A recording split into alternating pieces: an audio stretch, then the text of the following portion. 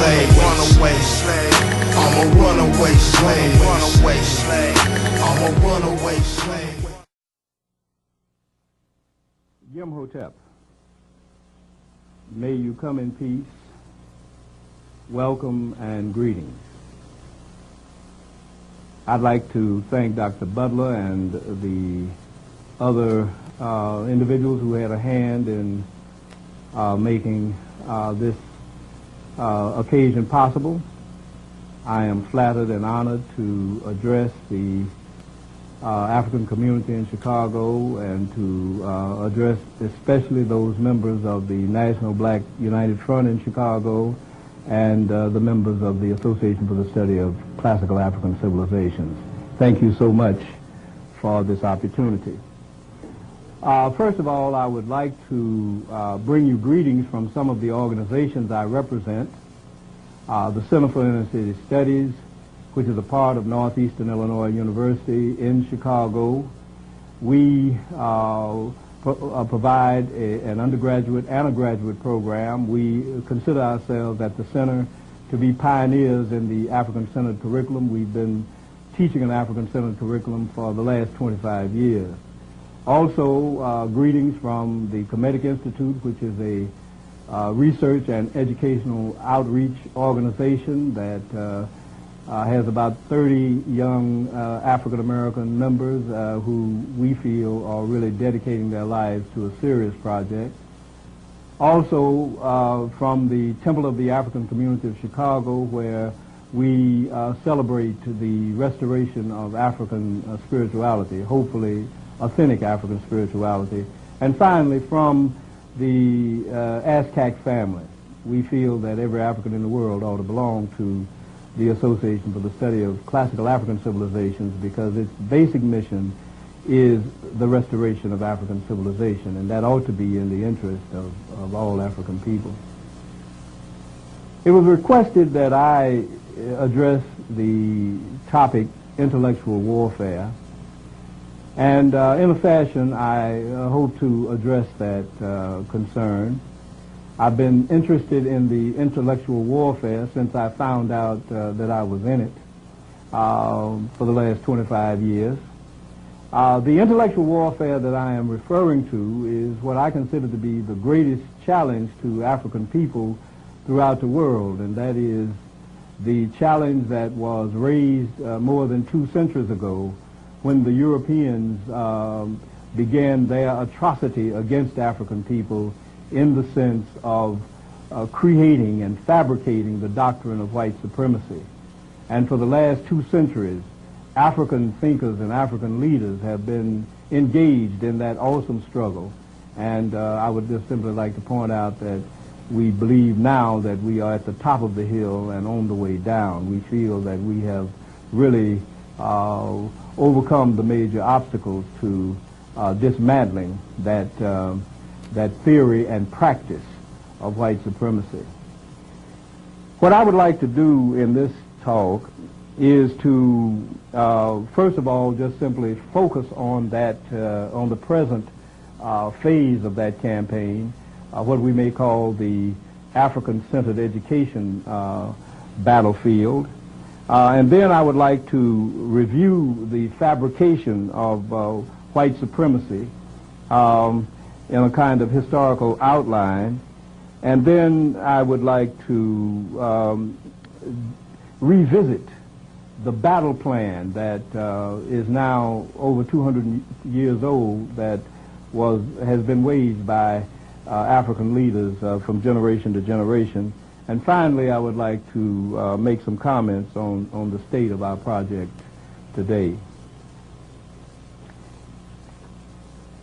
I'd like to begin by recalling the great event that happened in 1976, because this month we celebrate the burial of Steve Biko, who was so much involved in the revolt of the Soweto children in 1976. Because those children sort of framed the tone of the current phase of the battle from the African standpoint, because those children refused to be taught in the language of their oppressor. And thus they began to revive the active warfare against white supremacy in South Africa. And even though many of those children gave up their lives in that struggle, and eventually their leader, their inspirational leader, their teacher, Steve Biko, was murdered as a result of that great renewal of the revolutionary struggle in South Africa, it is an event that, that really advances the project of our war against white supremacy. Because that event was a worldwide event, even though it occurred in a suburb in South Africa, even though it occurred to a relatively small fraction of the total African population, it is an event that affected every African in the world, and we have to understand that. And it is an event that is connected with the whole history of the 2,000 years of oppression and misery that we have been suffering as African people.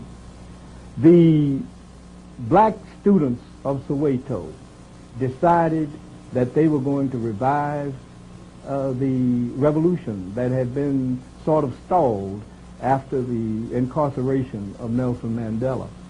And what we can say about the release of Mandela a few years ago is that the primary reason for his release is that event that those children participated in, by raising the cry of black freedom in terms of the freedom of the African mind, in terms of the dismantling of the intellectual atrocity that Europeans had waged on African people. And that movement itself in Soweto had been inspired by an event that had occurred 16 years before here in the United States, in the African diaspora. Because in 1960, when the black college students began that massive revolt against the segregation system here, of which the apartheid system in South Africa was an echo. When they started that awesome revolt, they called the attention of the African world to the necessity to begin immediately to dismantle the apparatus of white supremacy. And those students went from February of 1960 throughout that year. They went from sit-in, trying to integrate restaurants in the South, all the way to voting rights campaigns. And as they got involved in the voting rights campaign and they turned to other issues, they finally wound up, many of them being recruited to go to school in the North, in places that in schools and universities they'd never heard of before, but suddenly they found themselves in those universities, and they continued their route in those universities, because even though they were supposed to be integrated in those universities, they discovered that they had faced an enemy that was as great as the enemy of segregation, and that is the supremacy, the white supremacy curriculum that is entrenched in education, especially in higher education, throughout the European-controlled world. And they began then to demand black studies, and that demand was not well understood. Although it was widely supported in the African American community, it was not well understood. The articulation somehow or another didn't quite come through, and a lot of people didn't really understand what it was about, those who were for it and those who were against it. And so it got tangled up. But what we can say is that revolt, that black studies revolt, was a necessary development of the student protest that began a few years earlier. Because what these students found out was that physical integration was not really the problem. What the problem was the theory and practice of white supremacy. And they found it so well entrenched in the universities. And so they began their protest.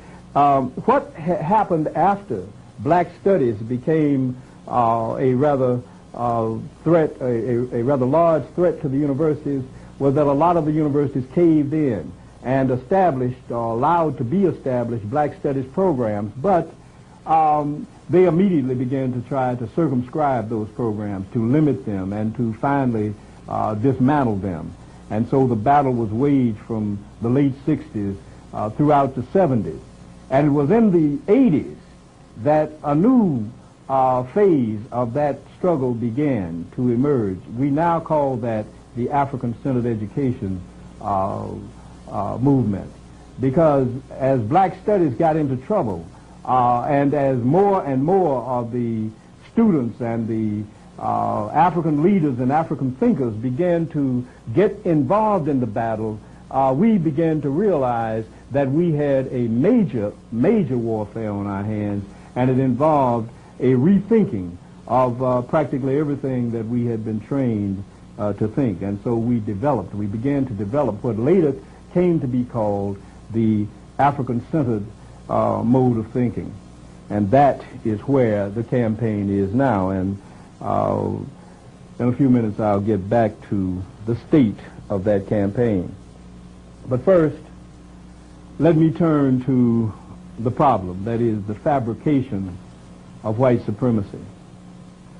White supremacy as a philosophy, in my reading of European history, started about 250 years ago, in the middle of the 18th century, about 1750 or so. And it started at a particular historical moment that we need to have some understanding of. Because even though the chattel slave system and the slave trade system had been going on for 300 years before that, and that was, of course, a great atrocity. That was a great tragedy, especially for African people, as millions of African people were destroyed in that one way or another. But in the middle of the 18th century, that slave system had reached such proportions that it was posing major problems among the Europeans. And Europeans themselves were involved in a great debate and dispute over whether to continue the slave system or to abandon it, whether it was good for Europeans or not. The slave system had produced the great wealth of Europe for 300 years, but it was also in the 18th century producing a great number of strains in the European population. It was traumatic to many of the Europeans who took their Christianity rather seriously and learned on Sundays to love mankind, and then on Mondays they had to go out and beat up African people and kill African people, and that was causing a strain in theological circles. But the strain was not limited to theology and morality. It also got in the practical arena, because millions of European ordinary laborers were being intimidated by competition with slave labor, and they just didn't feel that they had an advantage in that situation. And so many of the Europeans who were unemployed felt that if they could get rid of slavery, then employment for poor Europeans would open up. The European small businesses were very intimidated by the large slave industry that kept the small business community at its mercy, and so many of them wanted to get rid of it. For a number of reasons, the Europeans were engaged in a great debate over whether to continue slavery or get rid of it. But some of the European philosophers at this point came to the rescue. They didn't enter the debate so much to take sides one way or another. Most of them probably thought that slavery had run its course. But what they really had to deal with was the fact that for 3 centuries, the slave trade had provided the foundation of European prosperity. And since in the 18th century, the Europeans were projecting themselves as the moral leaders of all time, as the people who had set the highest standards for human conduct, some of the philosophers felt that they had to justify the previous 300 years. And so they invented the philosophy of white supremacy. And it starts with some of the greatest names in modern philosophy, especially Montesquieu, whose book is one of the great pieces in the great books of the Western world that you have to read when you take courses in civilization and humanities and so forth and so on. Montesquieu is hailed as one of the major contributors to the theory of American government, and therefore his words had a great impact on European thinking. And this is what Montesquieu said in his great work, The Spirit of the Laws, which was published in 1749, in a chapter called On Negro Slavery. Montesquieu said, "Were I to vindicate our right to make slaves of the Negroes, these would be my arguments. The Europeans, having extirpated the Americans, were obliged to make slaves of the Africans for clearing such vast tracts of land. Sugar would be too expensive if the plants which produce it were cultivated by any other than slaves. These creatures are all over black, and with such a flat nose that they can hardly be pitied. It is hard to believe that God, who is a wise being, should place a soul, especially a good soul, in such a black, ugly body. Negroes prefer a glass necklace to gold, which other nations value so highly. Can there be greater proof of their not having common sense? It is natural to look upon color as the criterion of human nature." And finally, Montesquieu concluded, "It is impossible for us to suppose these creatures to be men, because allowing them to be men, a suspicion would follow that we ourselves are not Christians." This is the beginning of the philosophy of white supremacy. That is, no longer is race prejudice a matter to be discussed in bar rooms and in informal gatherings, but now white supremacy has worked its way into the halls of philosophy and has become written in the great philosophical treatises. In the same year that Montesquieu published The Spirit of the Laws, another scholar from Britain, a Scotsman by the name of David Hume, who had studied in France and was a great admirer of Montesquieu, published some essays. And in one of his essays, he had this to say: "I am apt to suspect the Negroes to be naturally inferior to the whites. There scarcely ever was a civilized nation of that complexion, nor even any individual eminent either in action or speculation. No ingenious manufactures among them, no arts and no sciences. On the other hand, the most rude and barbarous of the whites, such as the ancient Germans, the present Tartars, have still something eminent about them in their valor, their form of government, or some other particular. Such a uniform and constant difference could not happen in so many countries and ages if nature had not made an original distinction between these breeds of men." In other words, you had European philosophers stating in philosophical writings that Africans were inferior and that whites were superior genetically. In the same period, on this side of the Atlantic, here in what later became the United States, Benjamin Franklin, who has been hailed as one of the great abolitionists and friends of the Negroes, raised a query that is quite interesting and should give some insight into the thinking of abolitionists. He said, "In scouring our planet, by clearing America of woods, and so making this side of our globe reflect a brighter light to the inhabitants in Mars or Venus, why should we, in the sight of superior beings, darken its people? Why increase the sons of Africa by planting them in America, where we have so fair an opportunity by excluding all blacks of increasing the lovely white. That's Benjamin Franklin in 1750. And so what we have in that period of time is a kind of consensus among the great European thinkers that now Europe must begin to believe that African people are a different species, that they are a subhuman species, so that we can justify what has happened over the last 300 years. There was one major problem with that theory at that time, and that is the whole concept of antiquity. And Montesquieu began to work on that problem by suggesting that there are three great developmental phases of human society. The first is what he called savagery. The second is what he called barbarianism, and the third is civilization.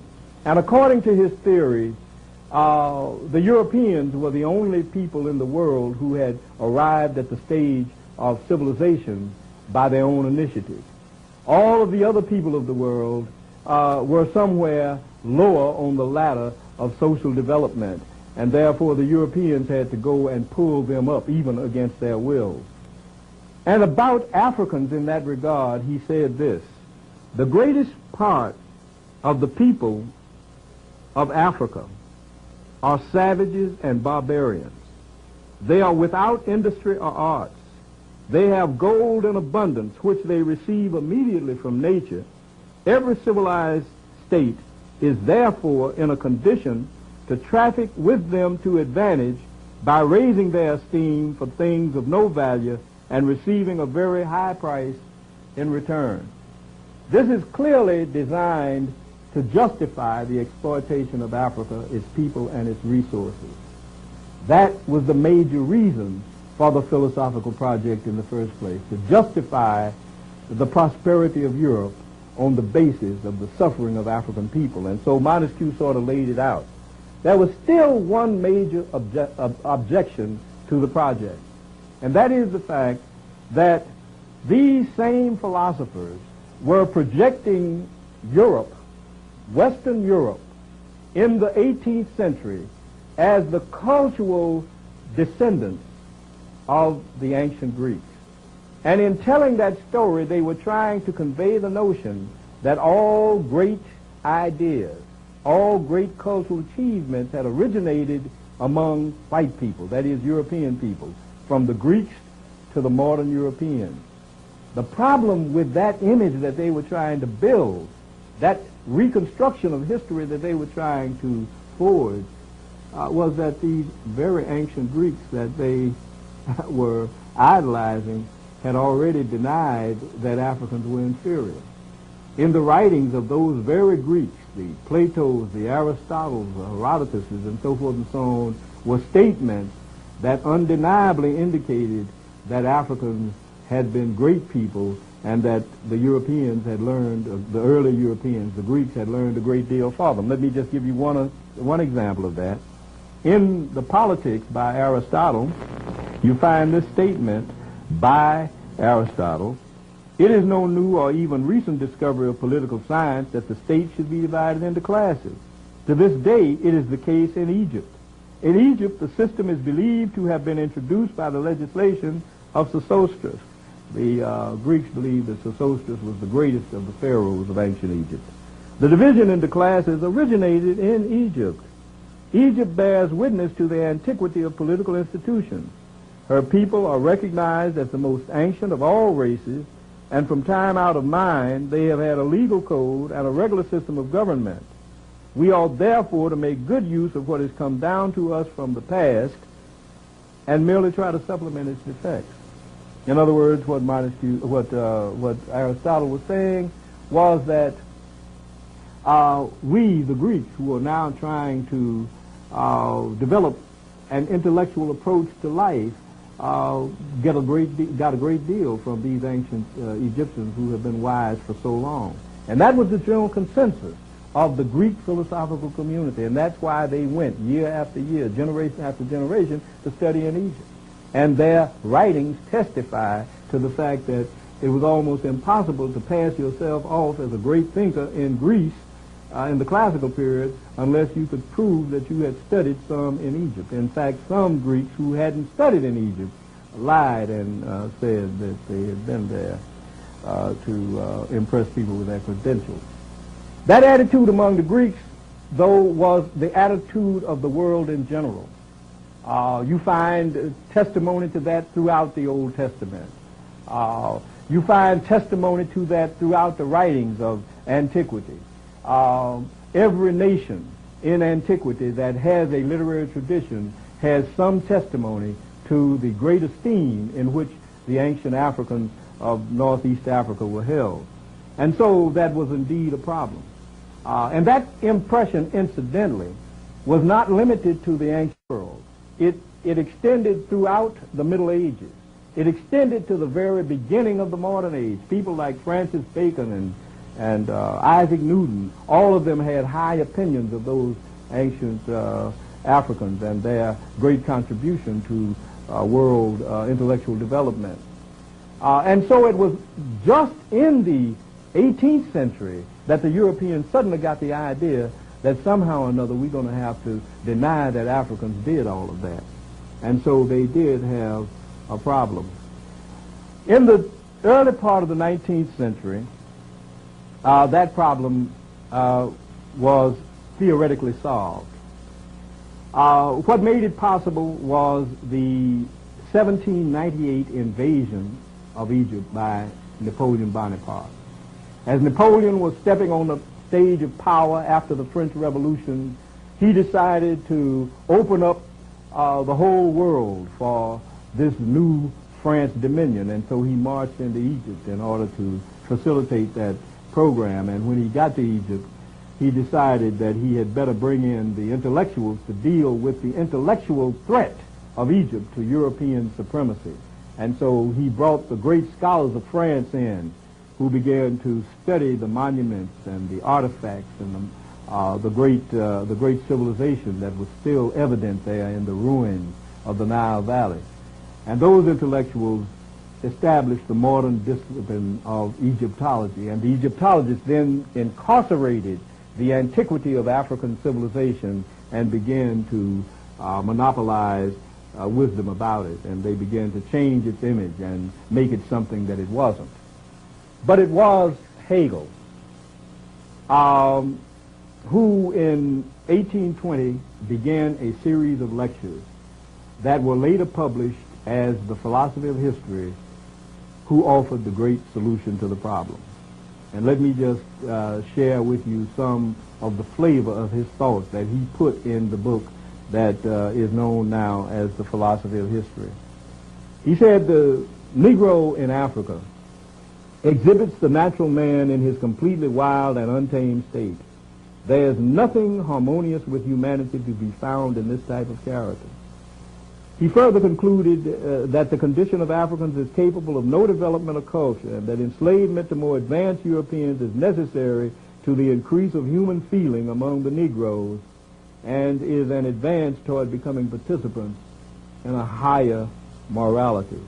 It is a phase of their education. And then in concluding his analysis of Africa, he said this: at this point we leave Africa, not to mention it again, for it is not a historical part of the world. It has no movements or development to exhibit. Historical movements in it, that is, in its northern part, belong to the Asiatic or the European world. Egypt will be considered in reference to its western phase, but it does not belong to the African spirit, because what we properly understand by Africa is the unhistorical, undeveloped spirit still involved in the conditions of mere nature, and which had to be presented here only as on the threshold of world history. And thus what Hegel did was to solve the problem of ancient African civilization by denying it, by alienating Egypt from Africa and alienating Africans from Egypt, by asserting in effect that ancient Egypt was not African, although it happened to be on the African continent, and that the people of ancient Egypt were not Africans, although they happened to have been born, reared, and developed in Africa, he provided a magical solution to the problem. And to tie it all up, he asserted that Africans had no history, and therefore you don't have to bother about it in the first place. He tried to wipe history from Africa. He tried to commit the crime of historicide, and that is the destruction of the history of a people.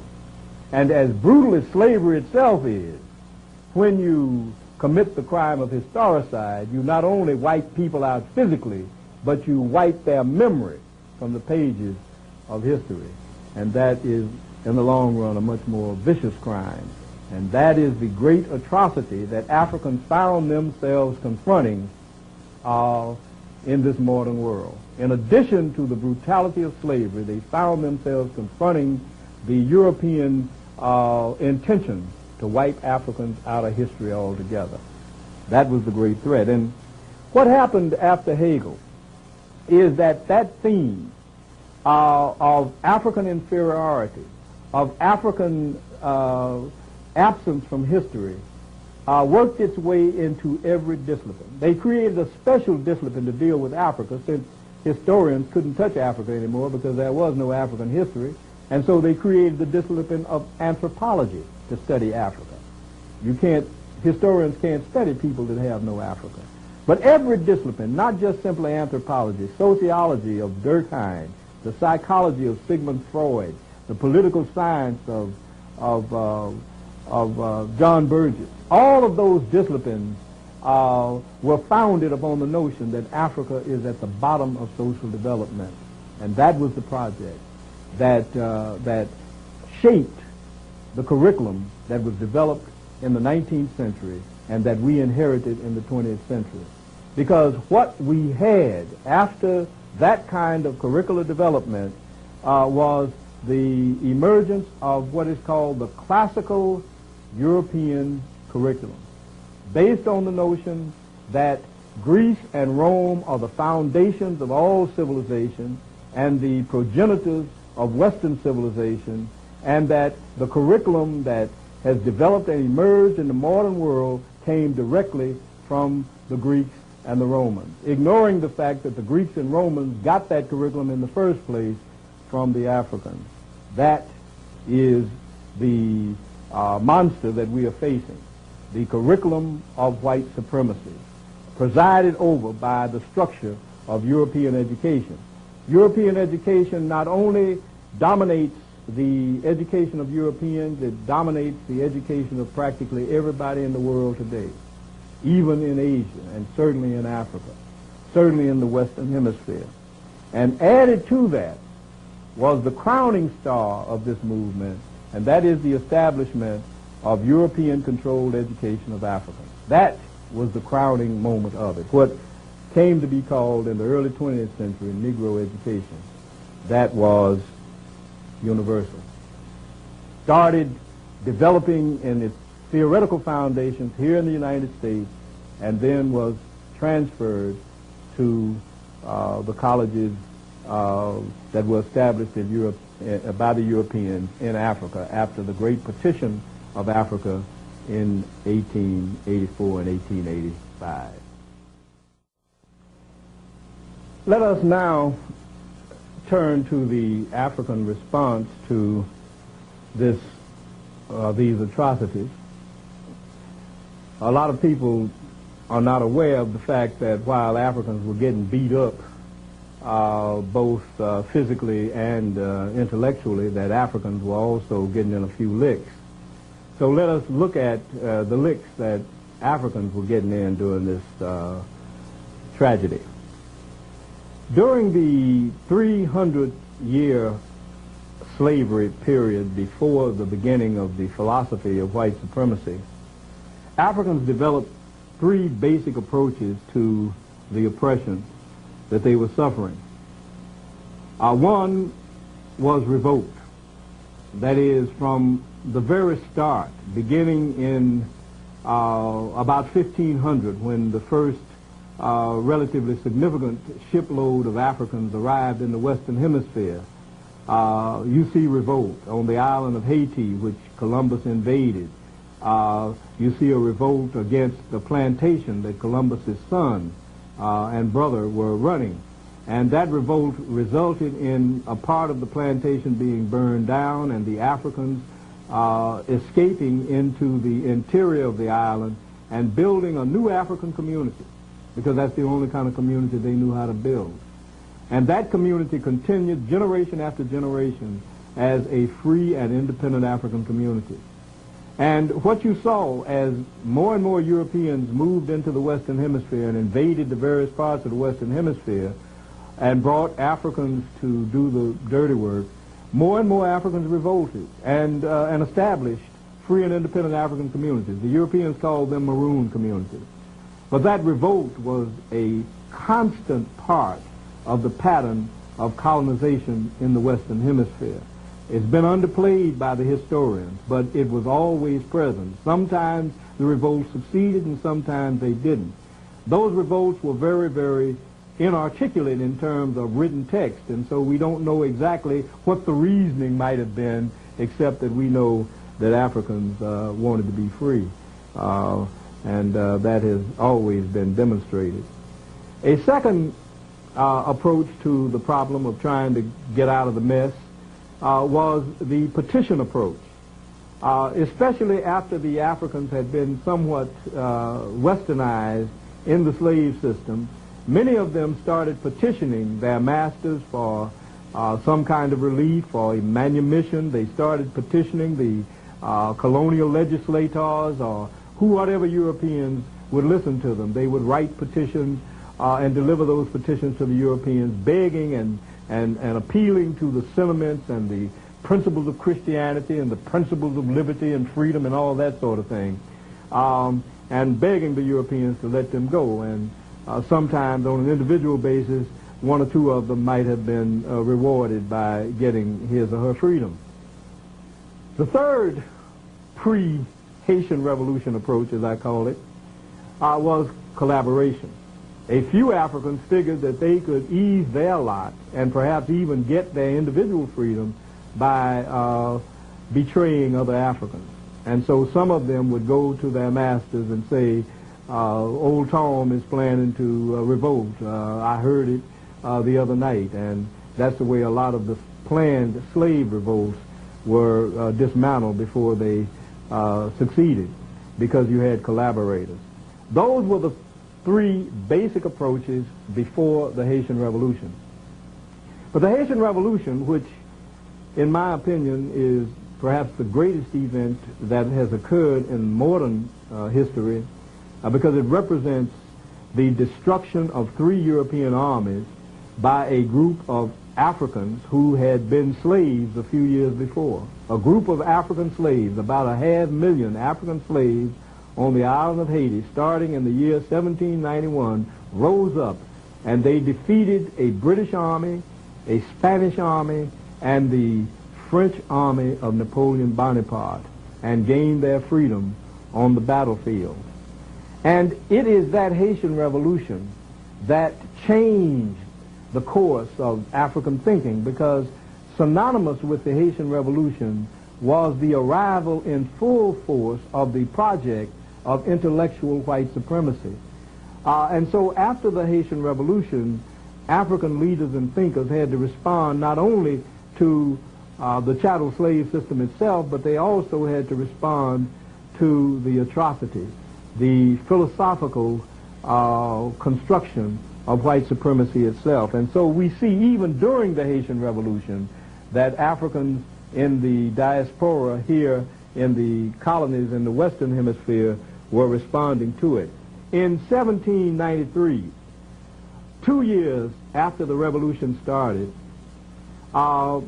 Richard Allen and Absalom Jones wrote a stinging reply to a group of whites who had accused Africans of malfeasance during a plague in Philadelphia. And in that reply, Allen and Jones referred indirectly to the Haitian Revolution to let Europeans know that not all Africans were submitting meekly to slavery. And then finally, at the end of their reply to those Europeans, they went to the scripture that deals with the princes coming out of Ethiopia, out of Egypt, and Ethiopia stretching out her arms. They, in other words, connected the African liberation movement with the Haitian Revolution on the one hand, and with ancient African culture and civilization on the other hand. Those were the two pillars that began to reshape the way Africans dealt with the oppression and with the campaign of white supremacy. In 1797, 4 years after Allen and Jones delivered that statement, the man who had established the African Lodge, which now is called the Prince Hall Masons, lectured the lodge that he had established 10 years earlier. And in that lecture, which was designed to remind the African members of that lodge that their primary duty was to dismantle the slave system, in that lecture he said these things: "My brethren, let us not be cast down under these and many other abuses we at present labor under, for the darkest is before the break of day. My brother, let us remember what a dark day it was with our African brethren 6 years ago in the French West Indies." At that time, Haiti had not been named Haiti, and so he referred to it as the French West Indies. He continued, "Nothing but the snap of the whip was heard from morning to evening, hanging, broken on the wheel, burning, and all manner of tortures inflicted on those unhappy people, for nothing else but to gratify their master's pride, wantonness, and cruelty. But blessed be to God, the scene has changed." And this, in 1797, it was apparent the Africans were going to win. By 1797, they had already defeated one French army. They had already defeated the British Army of the West Indies. They had already defeated the Spanish army of Santo Domingo, and now they were about to defeat Napoleon's army. It was clear that the Africans were going to win that struggle. And so Prince Hall said this: "They now confess," that is, the French had abolished slavery on the island, for example. "They now confess that God has no respect of persons, and therefore receive them as their friends and treat them as brothers. Thus doth Ethiopia begin to stretch forth her hand from a sink of slavery to freedom and equality." Until that time, the idea of Ethiopia stretching forth her arms was interpreted primarily as the Ethiopians are expressing love for humanity. But what Prince Hall pointed out was that that arm now has a sword or a gun in it, and that is the way Africans are going to liberate Africans and destroy the chattel slave system. That was the beginning of a change in the African response, because now the Africans had to respond to the doctrine of white supremacy itself. And so we see in the succeeding periods that Africans began to anchor their protest on the basis of fighting against white supremacy itself. And one of the great leaders in that fight was David Walker. David Walker, who is known for his famous appeal, based his appeal upon the education of African people. David Walker saw that the real problem facing African people was the problem of the enslavement of the African mind. And what the Africans had to do, because of the results of this European campaign of white supremacy, was to liberate their minds. And so in the beginning of his appeal, he provided a teaching that most people who have read the appeal are really not fully conscious of. And that is the teaching that began with his observation that some of my brethren do not seem to know who the ancient Egyptians and the Pharaoh were. And then he says, for the benefit of those, let me assert that the Egyptians were Africans, such as we are, about the same as you see the colored people in the United States at the present day.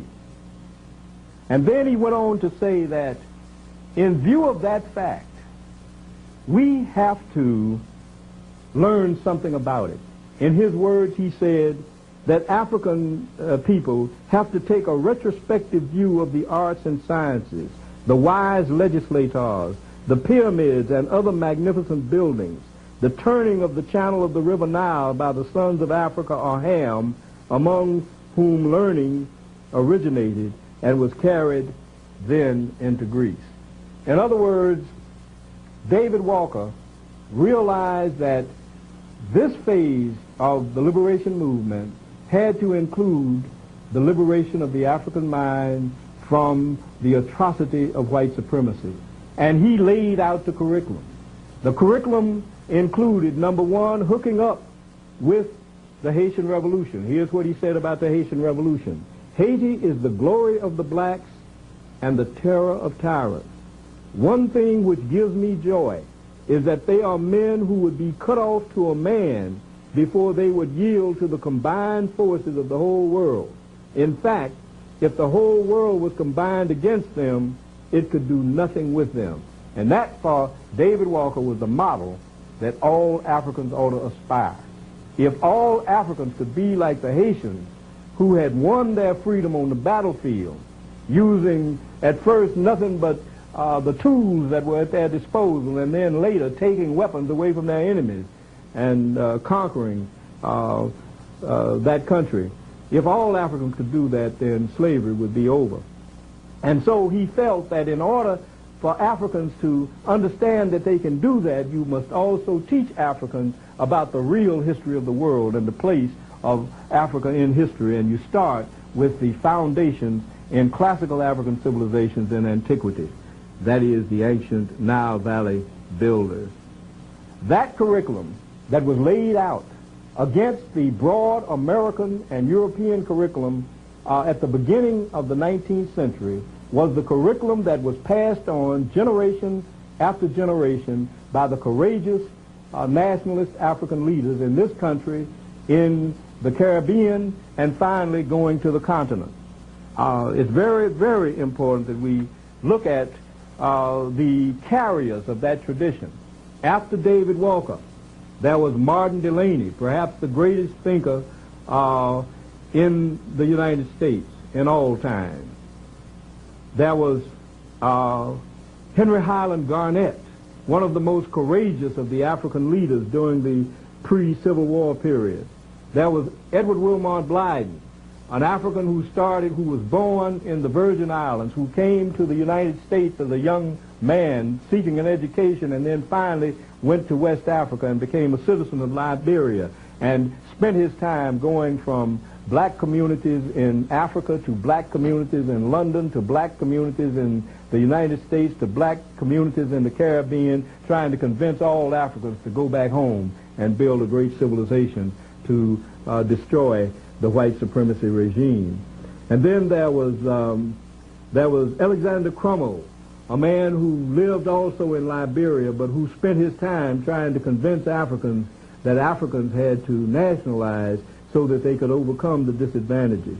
And then there was Bishop Henry McNeil Turner, a man who, even though he was a great minister of the African Methodist Church, spent his time organizing the African people all over the world to take their destiny in their hands and go back home, who established contacts with the continent of Africa, and who set an awesome model for African adulthood.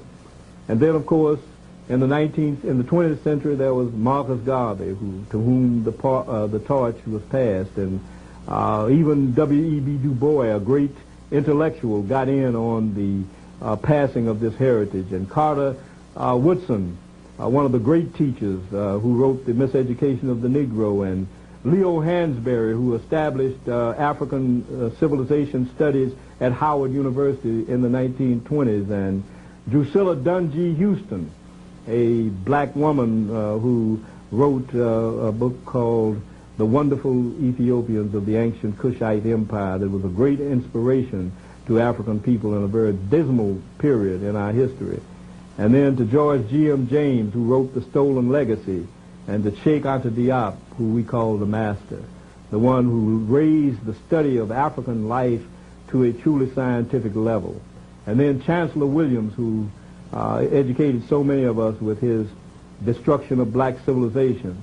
And then my teachers, Ben Yakinen and John Henry Clark, who taught us that we should really command the study of Africa so that we could begin to build the consciousness of Africa and pass that heritage on from generation to generation.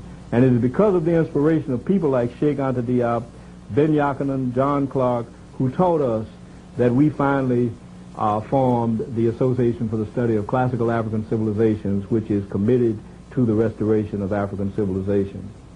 That is the history of the project in a nutshell. That's what we have been doing, is following the teachings that were laid out by David Walker, and that is to connect up the possibility of Africans gaining freedom by whatever means necessary, as Malcolm X would put it, on the one hand, and the necessity of rebuilding our lost heritage to overcome the atrocity of white supremacy. And so when we come to the present, we take stock of the project. And what we can say is that what we see on the battlefield tells us that we are winning. What we see on the battlefield tells us and convinces us that we are at the brink of victory. But we are not euphoric because we see that. Because, you see, Africans have had to drink bitter tears in the past, because at the time when our project seemed to be at the peak of success, we've been disappointed because many of our leaders have just at that point faltered. They've had a tendency to want to get it over with and to compromise, and in that compromise we have lost much of what had previously been gained. But this time, through our careful study of history, we are resolved that we are not going to compromise. Our objective is to dismantle white supremacy, and we are not going to stop until it is dismantled. We are not going to accept, let us say, the dismantling of a little white supremacy. That is, the change of one or two things. We are going to accept only unconditional surrender. That is the only terms upon which we can deal. But let us look at that battlefield for a minute. As I said earlier, the present phase of the campaign, the African-centered education movement, began to emerge in the 1980s. And what we saw in the 1980s was the beginning of a response. That is, the European intellectuals were beginning to notice that we were ceding. And one of the first indications of it was the book published by Alan Bloom, a professor at the University of Chicago, called The Closing of the American Mind. And what Bloom was lamenting in that book was the fact that he felt that black studies and the black studies movement had so intimidated the European intellectual community that the development of the classical tradition of European education had been impaired and restricted. And therefore, they protested and tried to talk the Europeans into coming to grips with that. Bloom was joined by A.C. Hirsch, who wrote the cultural literacy, and joined finally by Mortimer Adler, who tried to revive the great books movement. All of these were efforts to stem the tide of what we were doing. That's why we knew we were succeeding. And then finally, a few years ago, Diane Ravitch jumped out with an attack on those of us who pursued the African-centered persuasion. And she was finally backed up when we knocked her out of the box. She was backed up by Arthur Schlesinger Jr., who was supposed to be a great liberal and friend of the Negro. And we nullified him. Then they turned to an attack on Lynn Jeffries. As they turned to the attack on Lynn Jeffries, the European defenders of white supremacy and Western civilization realized that they couldn't win this battle by themselves, and so they have begun to recruit some young African-American intellectuals that they've trained to come out and fight us. And what we would like to do to those brothers and sisters is extend our hands and ask them to leave their masters and come over and join us, because we're on the winning side, and we're on the side that is in favor of all African people. Our movement is succeeding. We have Africans not only in this country, but also in the Caribbean and also on the continent of Africa, talking about African-centered education. We have Africans at all levels talking about African civilization. And so we know that we are winning, not because the Europeans are fighting. We are winning because the African people are supporting the movement. We have won the battle of the African mind, which is the battle of the 21st century.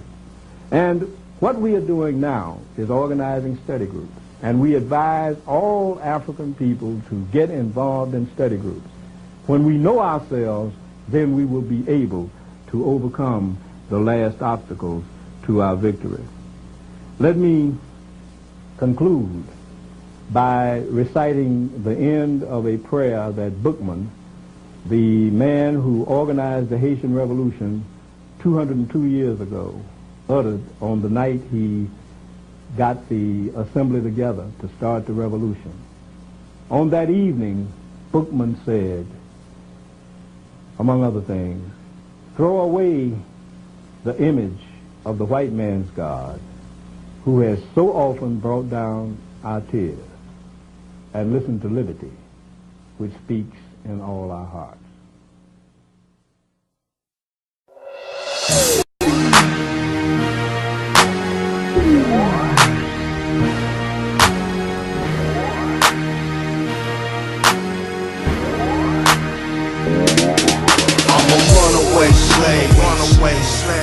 I'm a runaway slave. I'm a runaway slave. I'm a